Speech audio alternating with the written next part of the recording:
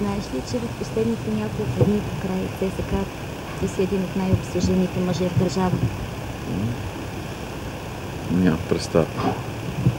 Чак по една обсъждане мъж в държавата. Зачитам ти само една малка част от нещата, които излязоха за тебе само през последните 2 дни. Животното държи в страх и чрез заплахи феновете. Той е много злобен и отмъстителен, биач, стои в готовност да гони агитките. Използва обаче силовите методи на мутренските години. Средно ниво наркоиграч, опитващ се да завладее Южното Черноморие. Толкова ли си страшен наистина? Даже тук съм много нежно описан. По принцип имам канибалски наклонности и време на време ям хора.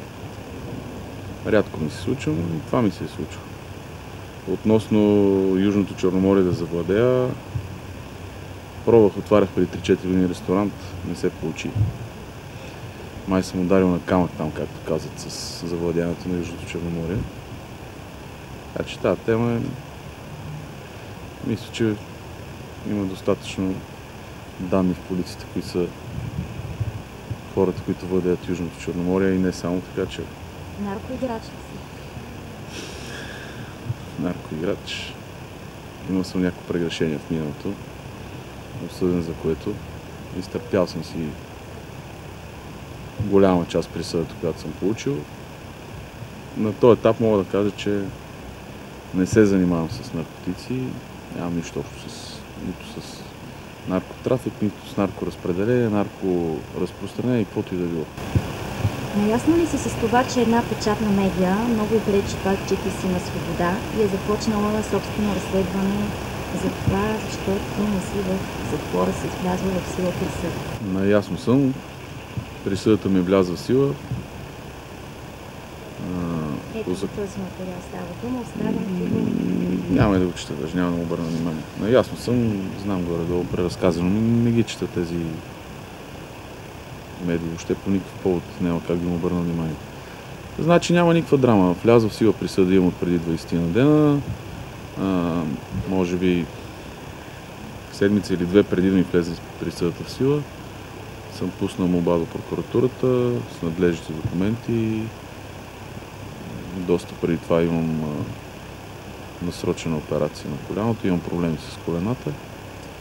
Имам насрочена операция, на 3 септември ще бъде проведена операцията в военна болница и на 20 октомври, живот и здраве, събирам багажа и отивам да се дължавам присъдата. Няма никаква драма, не виждам какъв е проблем, в смисъл. Проблема е медицински.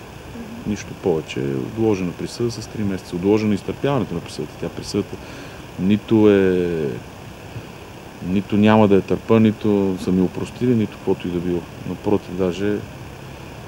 За какъв остатък се връщаш?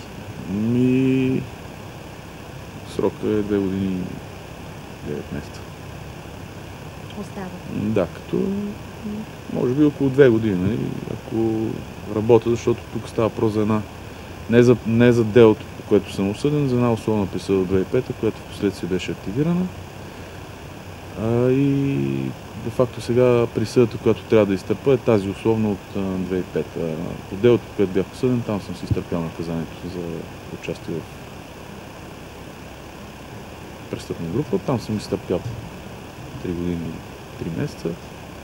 Общо взето, това е тези 2 години, ще трябва да ги изтърпа заради тази условна присъда, която имам 2005 година. Само за един месец, още преди да е почнало първенството, се случиха много неща с ЦСКА и с агитката като цяло. Аз предлагам да започнем от самото начало. Миналия месец в контролата между ЦСКА и Спартак Плевен се стигна до бой между хора от агитката. Кажи какво се случи в тези ден? Елементарно. Значи предупредени бяха всичките момчета, че няма да се толерира пиянски изцепки по време на мачовете. Въпреки това, едно лице, което е добре познато и в нашите среди фенските, и дори на полицията, за пореден път пиян на матч, задържане. кажа пряко го знам, името не го знам, от Сандански лицето. Въпросният човек отново пиян на матч, отново някакви драми, дразги с момчета от Видин, разправи, караници вътре на трибуните. Бяха помолени да напуснат. Напуснаха трибуните, след което пред ресторанта, пред хотела, де факто зад едната от двете врати, той продължи да води спорове с абсолютно всички хора, които бяха около него. Позволи си да удари едно момче, което изпълнява стоярски задължения. Изпълняваше, докато феновете имахме някакви задължения към отбора преди 2 години. Позволи си да го удари и така, общо взето пиянска свада. Нищо ненормално не се е случило. Понесе си това отговорността, след което се извини. След това побой или тази неприятна сцена се видяхме с момчетата от Видин, събрахме се, бяха взели къща там в Рибарица, седяхме до 12 часа при тях. Няма никаква драма, смисъл. Те общо взето бяха без вина виновни и може би бяха момчета, които го отнесаха най-много, без реално да са имали някаква каквато и да е била вина. Тяхта вина беше общо взето, че те искаха да не се стига до някакъв по-голям конфликт, но една част от тях и те бяха подпинали. И едно неразбирателство, което е нормално. Като има 4-5 хиляди човека на стадиона, от които 2000 са пияни в онзи случай, нормално да се случи нещо. Ето тук сега имам трибуна, апелирам за пореден път. Това, че сме в В група, не значи, че могат да си позволяват хората да идват в нетрезво състояние видимо. Няма проблем 1-2-3 бири, не е проблем да седнеш с приятели да изпиеш при мач, но пак им казвам, докато аз съм някакъв фактор в този сектор, няма да толерирам това държание, да идват на мачове пияни, заляни, другирани, и след като излизат 1-2 шамара, да почват да скимтат, че ние разделяме, ние визирам хората, които са лидери, защото не съм аз единствения. Имаше едно лице на времето, който се беше взел много на сериозно, че с него свърши ЦСК. Далеч съм от тази мисъл. Като казвам ние, имам преди точно момчетите, които сме мотора и ядрото на този сектор и правим всичко възможно нещата да върват. Няма как да толерираме присъствието на такива лица, на който и да е мач на ЦСКА, или ако се направи компромис те да присъстват, няма да се толерира по никакъв начин безобразията, които те си мислят, че могат да вършат в В-група. Понеже било В-група, няма как да стане. Ето, заявявам го отговорно, че с риск пак да има писание срещу мене, ще направя всичко възможно, дори ще стигне до физическа разправа.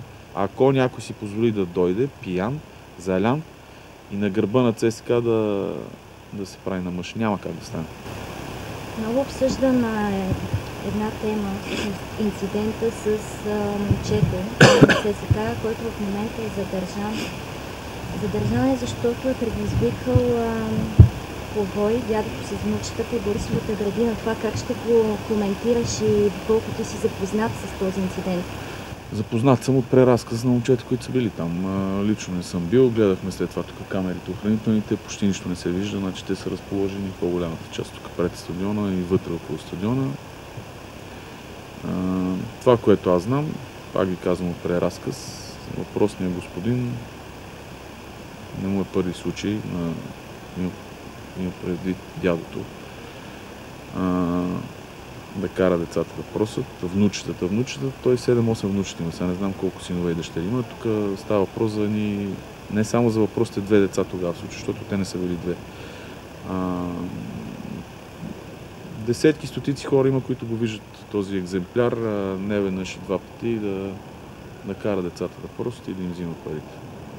Десетки, стотици. Значи ако зачекнем тази тема и тръгнем да правим някакво разследване, ви давам гаранция, че наистина ще дойдат стотици хора, и то не казвам свързани само с ЦСКА и фенове, защото една ще кажеш, ето ги тя, сега ще направят всичко възможно, да го изкарат света, вода не напита онзи, който удари от дядото. Окей, за мен не е правилно не е правилно, че се стигна до там да го удря, но в крайна сметка в крайна сметка, значи на то целия народ му дойде повече. Дойде му повече всичко, и немотия, и глад, и мизерия, и още повече, като сложиш вече и ЦСК с това страдание последните няколко години, и пък и феновете, че сме малко знаеш, малко по-лесно се палиме и се е стигнал този неприятен инцидент.